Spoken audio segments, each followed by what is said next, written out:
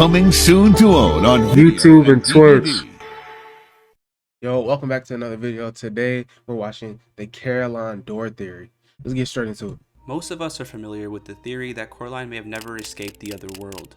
Now, this theory is primarily backed up by the cat disappearing in the garden at the end of the film. The cat vanishing was something he was able to do only in the other world and never did before she entered the door. And in the garden, when panning out, it looks like the other mother's face. Now, while I love to unpack these two things, I want to just focus on the door. Coraline stumbles upon the door while exploring the house after her parents practically told her to leave them alone. Coraline's main goal given by her dad was to count all the doors and windows and write them down and list everything that was blue. While Coraline was focused on this goal, writing down the one boring blue boy, she placed her Coraline doll on the table.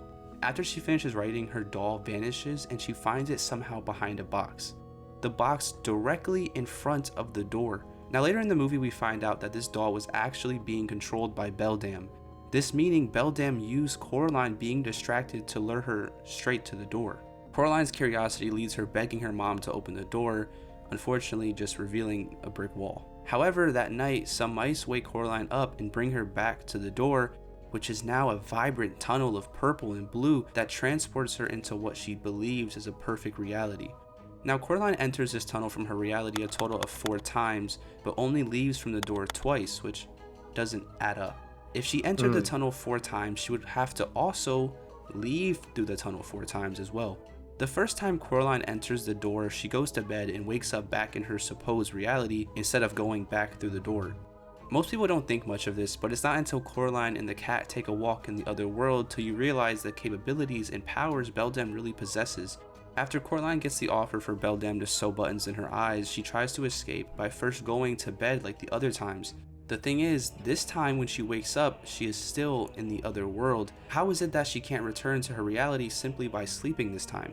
This shows that it's up to Beldam to send her back to her reality, leaving us with only 2 explanations. Either Beldam would move her all the way back through the tunnel back home mid-sleep, which would be extremely risky because of the fact her parents could spot her, or what some people think, Beldam ordered the rats to bring Coraline back home.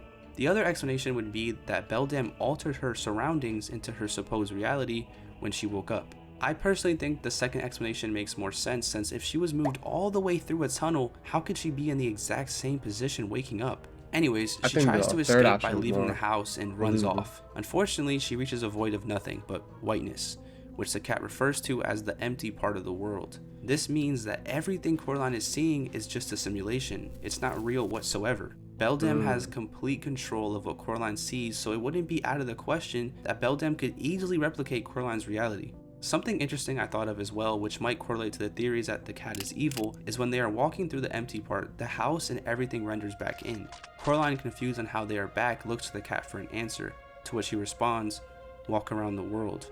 Now, the best way I can explain this is with a globe. Pretty much the top point is point A, where the house is, and the bottom point is point B, where the empty part is.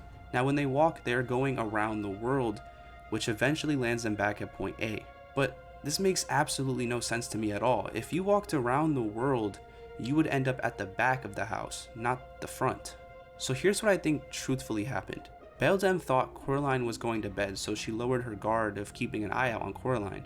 Because of this, she allowed Coraline to see the empty place, because Beldam didn't think she had to render that part in because, well, Coraline is just sleeping upstairs, no biggie. Now, once Beldam becomes aware Coraline is wandering outside, she alters her reality once again, changing the course of the entire world. She changes the reality so the house is right dead center in front of her. Coraline didn't move anywhere because in a world completely controlled by Beldam, there really is no point A and point B. There is whatever Beldam wants, wherever Beldam wants.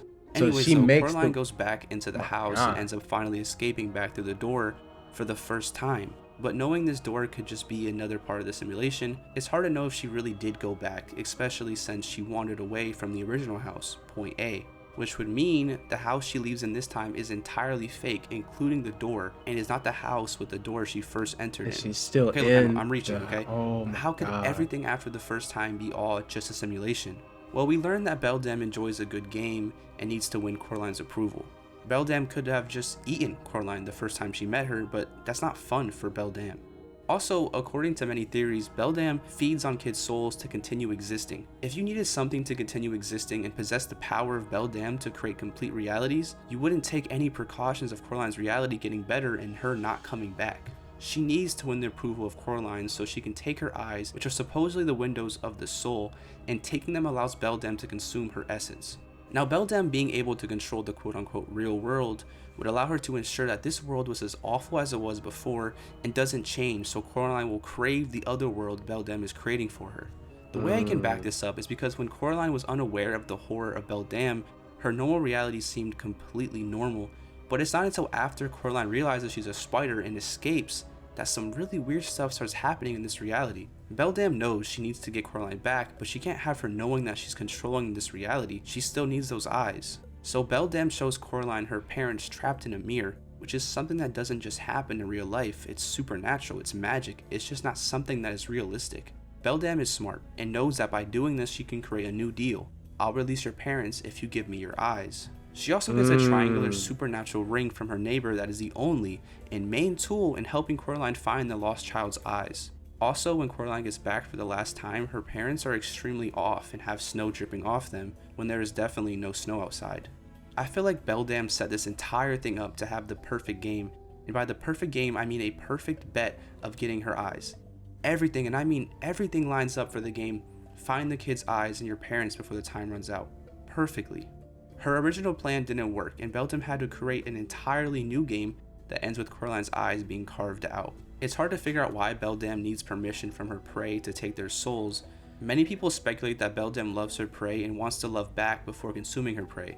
And some, like me, speculate she just likes a good game, which would make sense since she has to be extremely lonely just waiting for her next victim. I think Others link Beldam to lonely. Pennywise, who, when getting someone to love him, makes his meal tastier. Besides her motives, I think Beldam isn't a sore loser. She gave Coraline the tools to have a fighting chance, and any person who is obsessed with the good game wants a challenge. Winning with no challenge has never been fun. Coraline, in all honesty, should have not been able to defeat Beldam.